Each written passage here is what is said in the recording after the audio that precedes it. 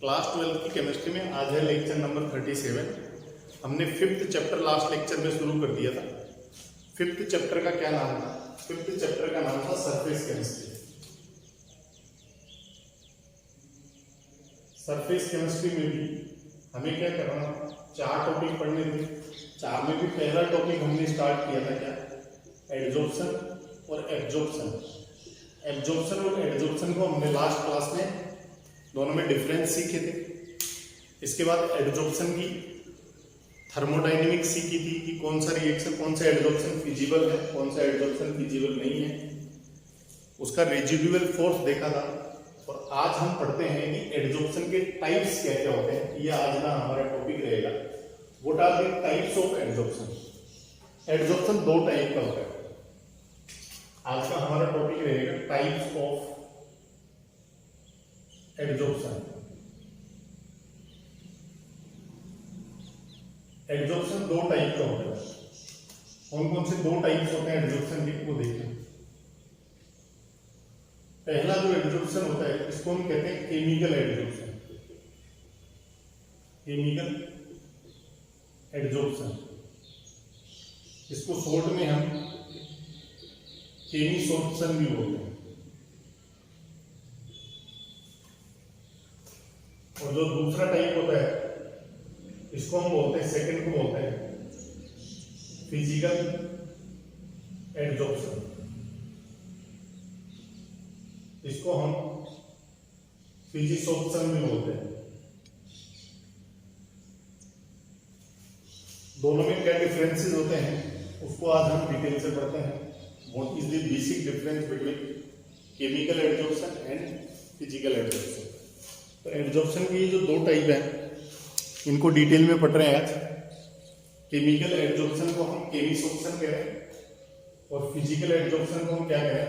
फिजिसॉर्प्शन कह रहे हैं।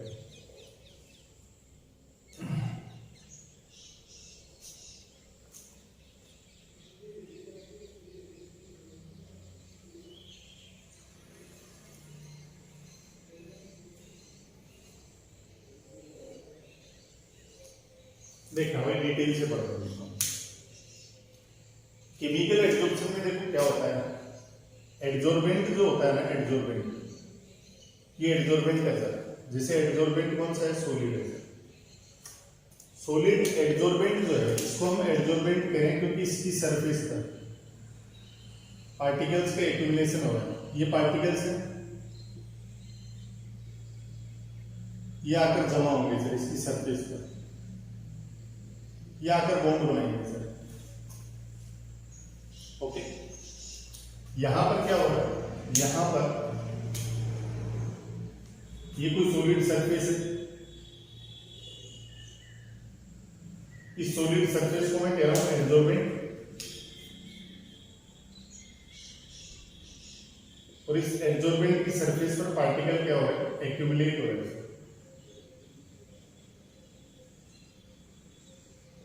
जमा हो रहे हैं। यहां पार्टिकल्स के बीच में जो बॉन्ड बनता है, फर्स्ट डिफरेंस यही है। यहां जो बॉन्ड बनता है वो केमिकल बॉन्ड बनता है।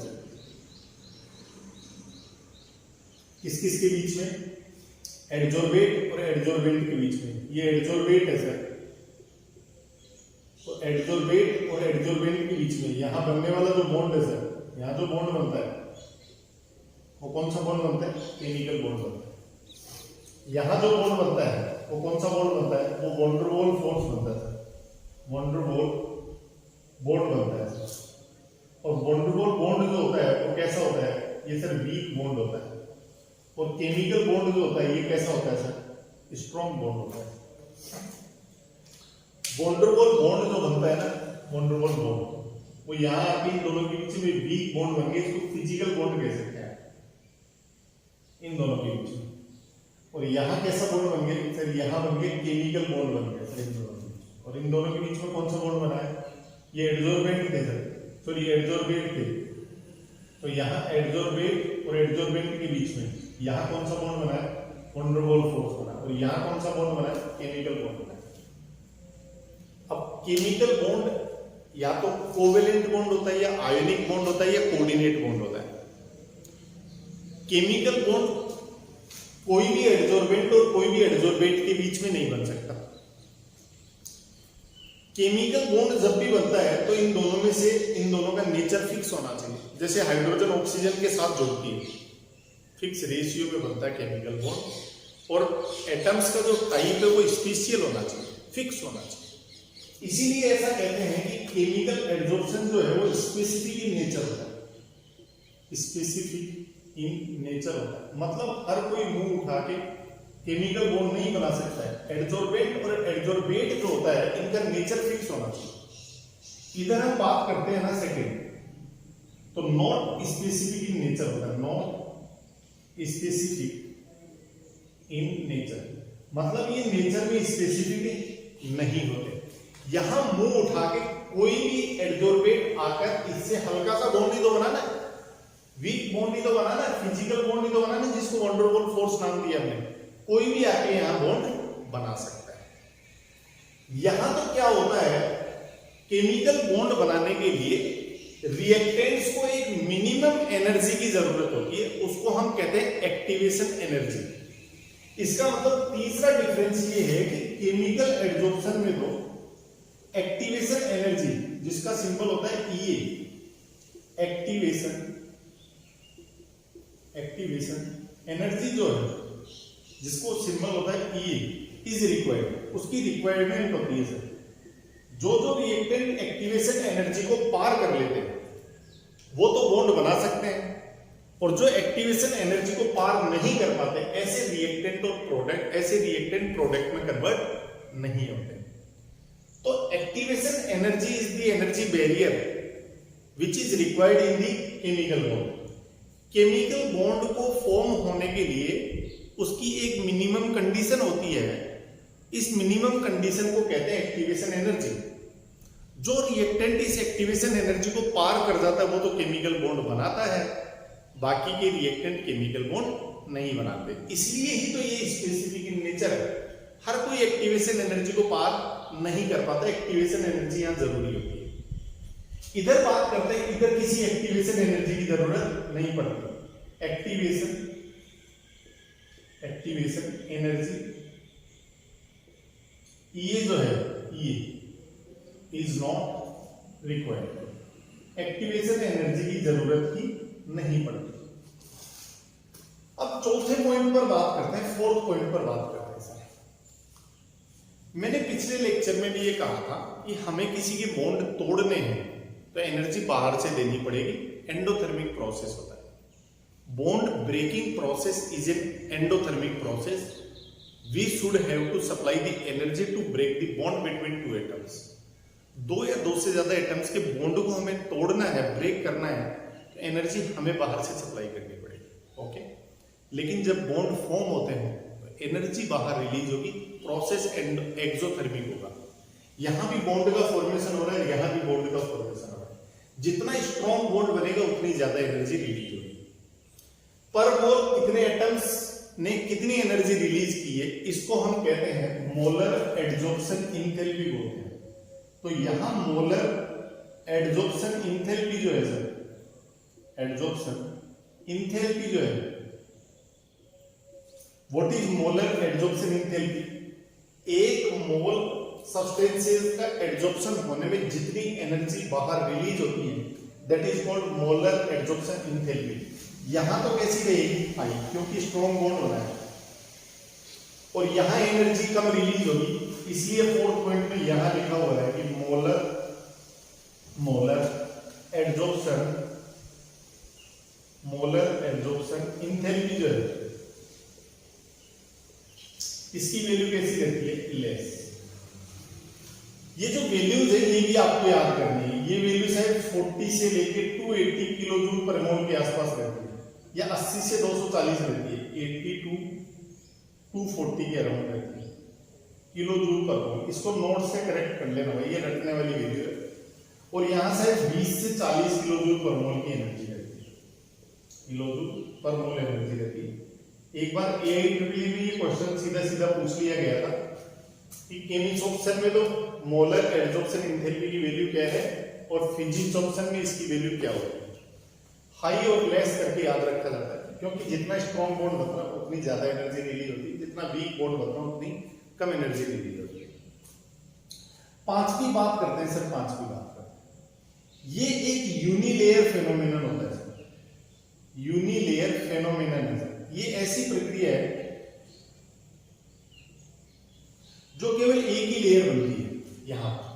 इसका ये मतलब है कि एडजॉर्बेंट की सरफेस पर एक लेयर बन गई, इन पार्टिकल की एक लेयर बन गई, तो दूसरे पार्टिकल यदि लेयर बनाना चाहें वो नहीं बना सकते, क्योंकि ये तो स्पेसिफिक इन नेचर होता है।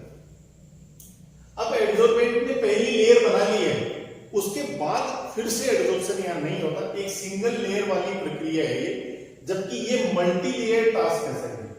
यहां पर ये मल्टी लेयर फेनोमेनन है सर। मल्टी लेयर फेनोमेनन का ये मतलब है सर कि इसमें क्या होता है, एक लेयर बन जाती है पार्टिकल्स, इन पार्टिकल्स ने एक लेयर बना ली है इसके चारों तरफ, फिर दूसरी लेयर भी बन जाती है, फिर तीसरी लेयर भी बन जाती है, फिर चौथी लेयर भी बन जाती है, फिर पांचवी लेयर भी बन जाती है। यानी ये मल्टी लेयर फेनोमेनन है, क्योंकि यहां मुंह उठा के कोई भी बॉन्ड बना सकते हैं, वीक बॉन्ड ही तो बनाना होता है, कोई भी आकर यहां बॉन्ड बना देता है। तो ये स्पेसिफिक नेचर नहीं होते, एक्टिवेशन एनर्जी की भी जरूरत नहीं होती, और एक मोल एडजॉर्प्शन होने पर बहुत कम एनर्जी 20 से 40 किलो जूल पर एनर्जी ही रिलीज होती है। मोलर एडजॉर्प्शन इंटेंसिटी की वैल्यू कम है और मल्टी लेयर फेनोमेनन होता है। बॉन्ड जो बनते हैं वो वीक बॉन्ड और फोर्स बनते हैं। यहाँ पर जो बॉन्ड बन रहा है वो कैसा बन रहा है, केमिकल बॉन्ड बन रहा है, स्ट्रॉन्ग बॉन्ड है, इसलिए तो ज्यादा एनर्जी रिलीज होती है, 80 से 240 किलो जूल पर मोल तक की एनर्जी। इसको करेक्ट कर लेना भाई, देख लेना एक बार कोर्स में। एक्टिवेशन एनर्जी की जरूरत होती है, स्पेसिफिक नेचर का ये बॉन्ड बनता है, स्ट्रॉन्ग बॉन्ड बनता है, केमिकल बॉन्ड बनता है, और ये यूनिलेयर फेनोमेनन है। इसके बाद छठी बात करते हैं, सिक्स्थ बात करते हैं। यदि टेम्परेचर को इंक्रीज किया जाता है, टेम्परेचर को अप एरो का मतलब इंक्रीज किया जाता है, तो उन मॉलिक्यूल्स का फ्रैक्शन बढ़ जाता है जो एक्टिवेशन एनर्जी को पार करते हैं। एक्टिवेशन एनर्जी को पार करने वाले मॉलिक्यूल्स बढ़ जाएंगे तो ज्यादा मॉलिक्यूल्स आकर बॉन्ड बनाएंगे, और ज्यादा बॉन्ड बनेंगे तो एक्टिवेशन एनर्जी, तो मोलर एडजॉर्प्शन एंथैल्पी ज्यादा रिलीज होगी। इसका ये मतलब हुआ टेम्परेचर बढ़ने के साथ साथ एडजॉर्प्शन की रेट भी क्या होती है, बढ़ती है। एडजॉर्प्शन की रेट जो है ना वो बढ़ती है। टेम्परेचर बढ़ाओगे तो एक्टिवेशन एनर्जी को जो रिएक्टेंट पहले पार नहीं कर रहे थे, अब टेम्परेचर बढ़ाने पर उनको मदद मिलती है और वो भी एक्टिवेशन एनर्जी को पार कर जाते हैं, और एक्टिवेशन एनर्जी को क्रॉस करते ही वो भी अब एडजॉर्प्शन में भाग लेने लग जाते हैं। इसका मतलब टेम्परेचर बढ़ाने पर एडजॉर्प्शन की रेट भी क्या होती है, बढ़ती है। लेकिन यहां बात करते हैं अपन 6 पॉइंट पर। टेम्परेचर को यदि इंक्रीज किया जाता है तो जो वीक बॉन्ड बना ना, टेम्परेरी सा वीक बॉन्ड, वो टूटने लग जाता है। इसलिए ऐसा कहा जाता है कि एडजॉर्प्शन की जो रेट है सर वो क्या होने लग जाती है, वो डिक्रीज होने लग जाती है। ये भी एक डिफरेंस है कि केमिसॉर्प्शन में तो टेम्परेचर बढ़ाते हैं तो वो फ्रैक्शन ऑफ मॉलिक्यूल जो भी एक्टिवेशन एनर्जी को पार करके केमिकल बॉन्ड नहीं बना पाए थे, एडजॉर्प्शन में शामिल नहीं हुए थे, टेम्परेचर बढ़ाने पर अब उनको मदद मिलती है एक्टिवेशन एनर्जी को पार करने में, और ऐसे मॉलिक्यूल्स भी एक्टिवेशन एनर्जी को पार करके अपना बॉन्ड बनाते हैं। यानी टेम्परेचर को बढ़ाने से एडजॉर्प्शन की रेट बढ़ती है, और इधर टेम्परेचर को बढ़ाने पर एडजॉर्प्शन की रेट क्या होती है, डिक्रीज होती है। इसके बाद बात करते हैं अपन 7 पॉइंट पर बात करते हैं। 7वां जो पॉइंट है वो ये कह रहा है कि ऐसी गैस जो इजीली बॉन्ड बना सके, ऐसी गैस जो इजीली बॉन्ड बना सके, ऐसी गैस का जो एडजॉर्प्शन है, ऐसी गैस की एडजॉर्प्शन की जो रेट है सर वो हाई होती है। मतलब ऐसी गैस जो सॉलिड की सरफेस पर आकर इजीली केमिकल बॉन्ड बना पाए, ऐसी गैस का एडजॉर्प्शन कैसा रहता है, हाई होता है। 7वें पॉइंट में यहां बात करते हैं कि ऐसी गैस जो इजीली लिक्विफाई है, इजीली लिक्विफिजेबल है। लिक्विफिजेबल का मतलब है जो आसानी से लिक्विड में कन्वर्ट हो जाती है। The gas which can easily convert from gaseous state to liquid state, उसको इजीली लिक्विफाइबल गैस बोलते हैं। वो इजीली आकर वीक वंडर वॉल फोर्स बना सकती है, इसलिए उसके फिजिकल एडजॉर्प्शन की जो रेट है वो कैसी मानी जाती है, हाई मानी जाती है। तो those gases which can easily form a chemical bond have high tendency towards chemisorption, while those gases which are easily liquefable, लिक्विफिजिबल है मतलब इजीली लिक्विड में कन्वर्ट हो जाती हैं, ऐसी गैस इजीली फिजिसोप्शन बना सकती है। आज हम केवल इतना ही पढ़ेंगे। आज का टॉपिक केवल केमिकल और फिजिकल एडजॉर्प्शन में डिफरेंस था। नेक्स्ट लेक्चर में हम सीखेंगे कि केमिकल एडजॉर्प्शन और फिजिकल एडजॉर्प्शन को अफेक्ट करने वाले कौन कौन से फैक्टर्स हैं। इसके साथ साथ हम एक फ्रेंडलिक नाम का साइंटिस्ट था, उसने टेम्परेचर को कांस्टेंट करके एडजॉर्प्शन पर प्रेशर का क्या असर पड़ता है उसको डिटेल में ग्राफ की हेल्प से समझाया था, एक लॉग का इक्वेशन लेके समझाया था। तो फ्रेंडलिक के उस इफेक्ट को हम पढ़ेंगे नेक्स्ट लेक्चर में।